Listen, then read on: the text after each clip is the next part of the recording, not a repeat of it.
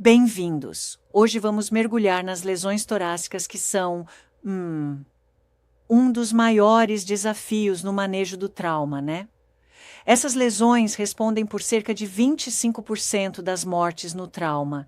E, apesar disso, muitos casos podem ser tratados de forma relativamente simples na Verdade, emergência. exato. Essas condições, como o pneumotórax hipertensivo, pneumotórax aberto, tórax instável, hemotórax maciço e tamponamento cardíaco, exigem uma avaliação rápida e precisa. Certo. E um ponto crucial é que, apesar do dano interno considerável, muitas vezes, com procedimentos imediatos como toracocentese, drenagem torácica e suporte ventilatório, o desfecho pode ser bem controlado. Exatamente. Vamos falar um pouquinho sobre o pneumotórax hipertensivo.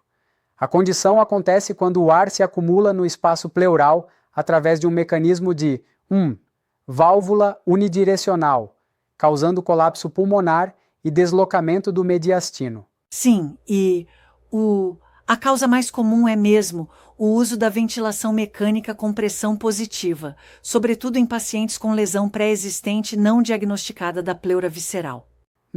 Muito interessante. É impressionante como o diagnóstico é eminentemente clínico, sem esperar a confirmação radiológica, pois cada segundo conta nesse cenário para evitar choque e parada cardiorrespiratória. Certíssimo.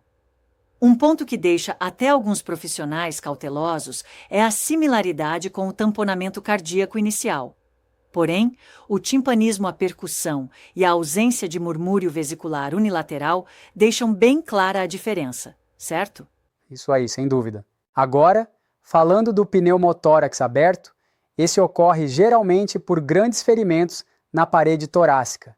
E, se a abertura for muito grande, tipo igual ou superior a 2/3 do diâmetro da traqueia, a ventilação se compromete bastante. E aí, o tratamento provisório, né?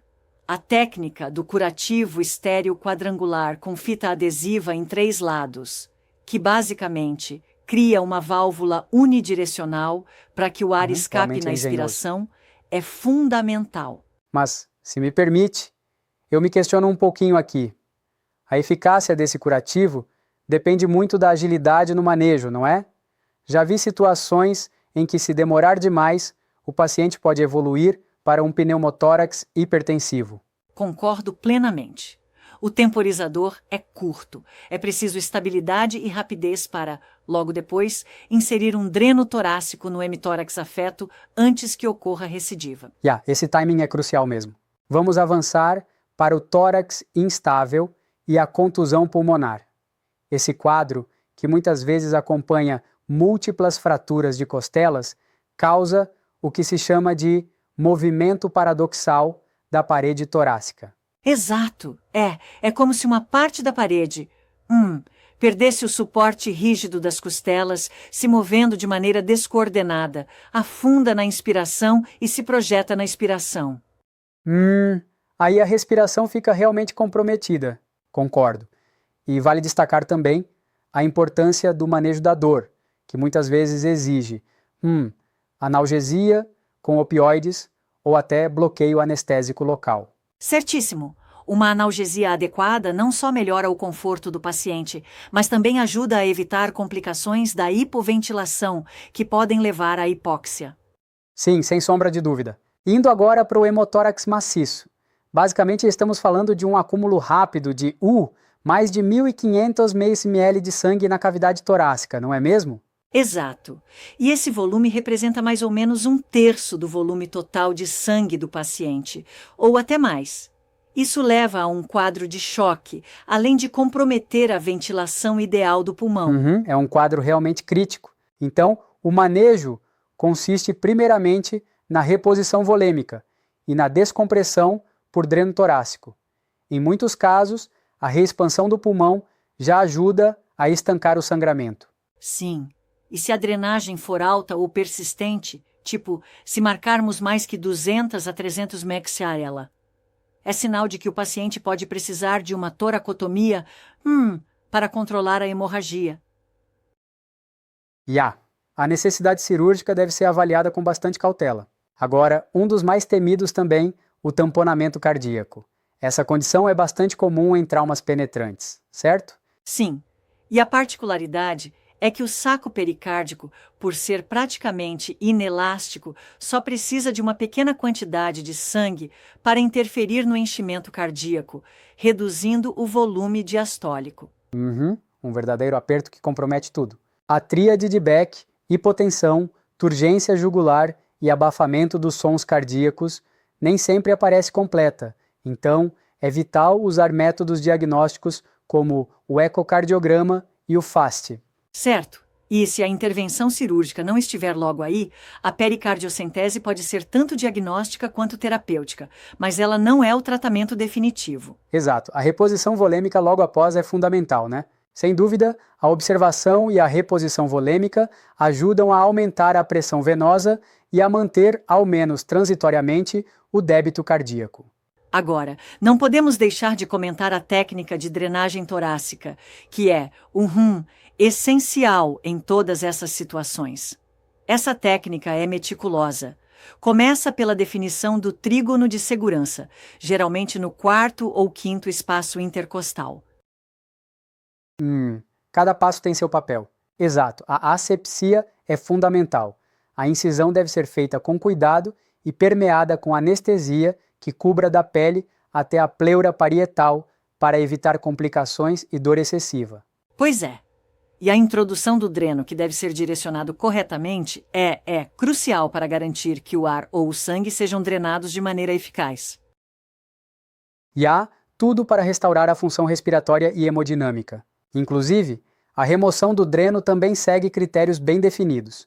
É preciso que o escape de ar tenha parado e que a drenagem seja inferior a 100 ml em 24 horas, para evitar recidivas. É aquele cuidado meticuloso que, se bem feito, previne muitas complicações pós-trauma. E dá muita segurança na reabilitação do paciente. Gostaria de destacar que, embora o manejo de muitas dessas lesões possa parecer simples, tudo depende da rápida identificação da condição de base e da aplicação imediata dos protocolos. Certo? E qualquer atraso pode resultar num desfecho fatal, o que reforça a importância do treinamento da equipe de emergência para reconhecer e agir nesses casos. Sim, é um verdadeiro desafio, mas a prática e a preparação podem fazer toda a diferença. E para quem acha que os protocolos são sempre seguidos à risca, um ponto que sempre me intriga é a variabilidade das apresentações clínicas. Por exemplo, o fato de o tamponamento cardíaco nem sempre apresentar a clássica tríade de Beck. Concordo com essa crítica. Às vezes, a sobreposição de sintomas exige um olhar clínico afiado e, a prontidão em usar as ferramentas diagnósticas disponíveis, como o FAST. Sem dúvida, a flexibilidade na avaliação é chave. E claro, cada caso é único. Um mesmo procedimento de drenagem torácica pode ter nuances diferentes conforme o quadro do paciente e até variações anatômicas. Exatamente. E essa adaptabilidade é o que diferencia uma resposta efetiva em cenários de alta pressão. É como, montar um quebra-cabeça às pressas com peças que parecem sempre mudar de lugar. Que analogia, já passei por situações assim. Terminando, é impressionante como esse capítulo enfatiza o equilíbrio entre intervenções simples e a necessidade de intervenções mais complexas, como a toracotomia, que em alguns casos é a única saída para garantir a sobrevida do paciente. Com certeza. E estabelecer esse equilíbrio, essa rápida decisão entre procedimentos menos invasivos e a intervenção cirúrgica, é fundamental para uma abordagem bem-sucedida no manejo do trauma torácico. Sem dúvida, o timing e a decisão certeira são essenciais. Em resumo, todo esse conteúdo mostra que o manejo dos traumatismos torácicos é uma combinação de conhecimento profundo, técnica apurada e decisão rápida. E a capacitação contínua das equipes médicas é a base para transformar esses cenários desafiadores em casos de sucesso. Realmente inspirador ver como esses protocolos salvam vidas. Sem dúvida, é um exemplo claro de como a medicina de emergência precisa estar sempre preparada para agir sem hesitação. E, Se podemos aplicar essa abordagem com a mesma precisão, conseguimos, salvar muitas vidas. Vale a pena investir nesse treinamento e, na atualização constante. Completamente de acordo. Então, fica o recado. Conhecimento e rapidez podem fazer a diferença entre a vida e a morte em casos de trauma torácico. Exato. E que a troca de experiências e o aperfeiçoamento contínuo mantenham nosso sistema de emergência cada vez mais preparado. Muito obrigado pela conversa. Foi, bastante esclarecedora. Obrigado a você também.